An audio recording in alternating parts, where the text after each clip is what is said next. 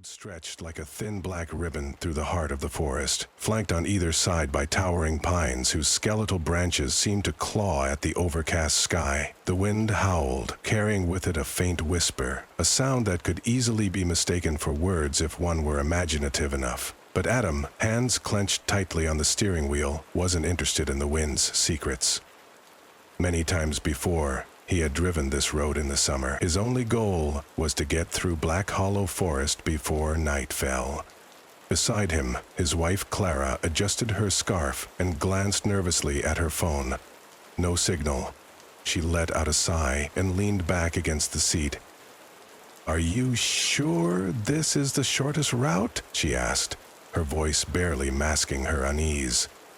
Adam nodded, his eyes fixed on the road. The GPS said it's a straight shot to the highway. It's either this, or add 3 hours going around. Clara didn't respond, but her fingers drummed an anxious rhythm on the dashboard.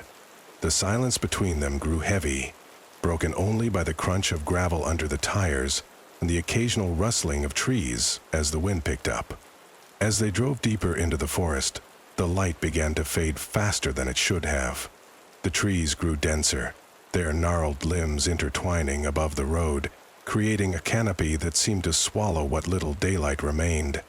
Shadows danced across the windshield, and Clara couldn't shake the feeling that they weren't alone. It started subtly at first. A fleeting motion in the rearview mirror caught Adam's eye. He dismissed it as a trick of the light, a shadow cast by the swaying trees.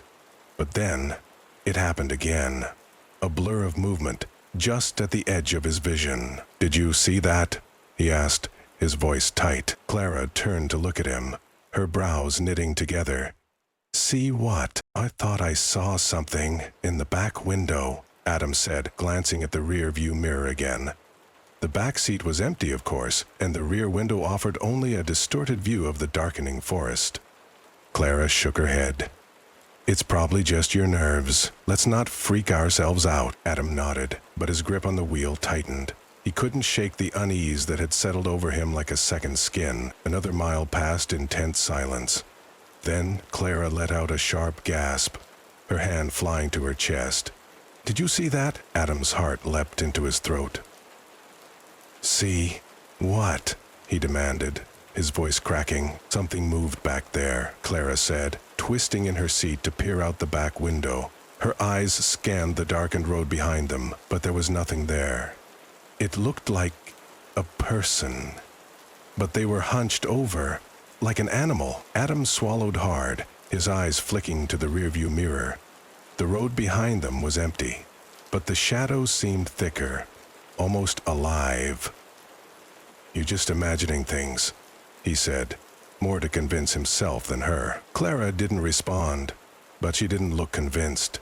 She turned back around, folding her arms across her chest and staring straight ahead. The atmosphere in the car grew heavier with each passing moment, the weight of the forest pressing down on them. A sudden thump jolted the car, and Adam instinctively hit the brakes. The tires screeched, and the car skidded to a halt. Both of them sat frozen, their breaths coming in shallow gasps. "What's that?" Clara whispered. "I need to see what we hit," Adam said. "It could be an animal." Adam didn't answer. He reached for the flashlight in the glove compartment and unbuckled his seatbelt. "Stay here," he said, his voice trembling. "Wait, you're not seriously going out there?" Clara grabbed his arm, her eyes wide with fear. Clara reluctantly let go, and Adam stepped out into the cold, biting air. The forest seemed to close in around him, the trees towering like silent sentinels. He shone the flashlight on the road behind the car, but there was nothing there. No animal, no debris, just the empty road stretching into the darkness. A chill ran down his spine as he felt the unmistakable sensation of being watched. He turned slowly, the flashlight beam sweeping across the trees. For a moment, he thought he saw something move, a pale shape darting between the trunks. But when he looked again, it was gone. "Adam, get back in the car!" Clara's voice cut through the silence, sharp with panic. He didn't need to be told twice. He hurried back to the driver's seat, slamming the door shut and locking it. "There's nothing out there," he said. but his voice lacked conviction. As he put the car in gear and started driving again, Clara kept glancing at the back window, her hands clenched in her lap. "I don't like this," she muttered. "I feel like something's following us." Adam didn't respond. He was too focused on the road ahead, his knuckles white against the steering wheel. But the feeling of being watched hadn't left him, and he couldn't stop glancing at the rearview mirror. And then he saw it. It was only there for a split second, but it was enough to make his blood run cold.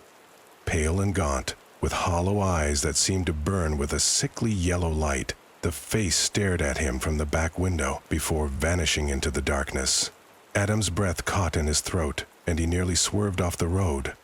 "Clara," he said, his voice shaking. "Did you see that?" "See what?" Clara asked, her voice trembling.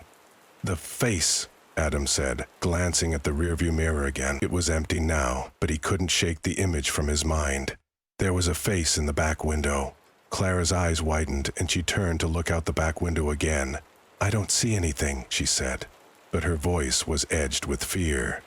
The forest seemed to close in even tighter around them, the darkness growing thicker and more oppressive.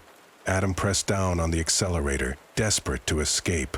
The car's engine roared, but the feeling of being watched only grew stronger. And then the whispers started. At first they were faint, barely audible over the hum of the engine, but they grew louder, more insistent, filling the car with a chorus of voices that seemed to come from all around them. Clara clapped her hands over her ears, her face pale. "Make it stop," she cried. Adam didn't know what to do. He couldn't see anything in the mirrors, but the whispers were everywhere, seeping into his mind like poison. He gritted his teeth and pushed the car even faster, the speedometer needle climbing steadily higher, and then, just as suddenly as they had started, the whispers stopped. The silence was deafening, and for a moment Adam thought they might have escaped. But then Clara let out a blood-curdling scream. He turned to look at her and saw her staring wide-eyed at the back window. "It's there!" she screamed. "It's right there." Adam glanced in the rearview mirror, and his heart stopped. The face was back, but this time it wasn't alone. Dozens of them pressed against the glass, their hollow eyes glowing in the darkness. They grinned with jagged teeth, their mouths moving soundlessly as they clawed at the window. The car shuddered, and Adam felt a cold hand grip his shoulder. He screamed and slammed on the brakes, the car skidding to a halt. He and Clara scrambled out, desperate to escape, but the forest seemed alive now, the trees shifting and closing in around them. The last thing Adam saw before the darkness swallowed them was the face, its yellow eyes burning like twin flames. The car was found days later, abandoned on the side of the road. The doors were open, and the interior was covered in deep scratches, as if something had tried to claw its way inside. Of Adam and Clara, there was no sign. Locals say the forest is cursed, a place where the lost souls of the damned linger, searching for new victims. And if you drive through Black Hollow Forest at night, they might just find you too.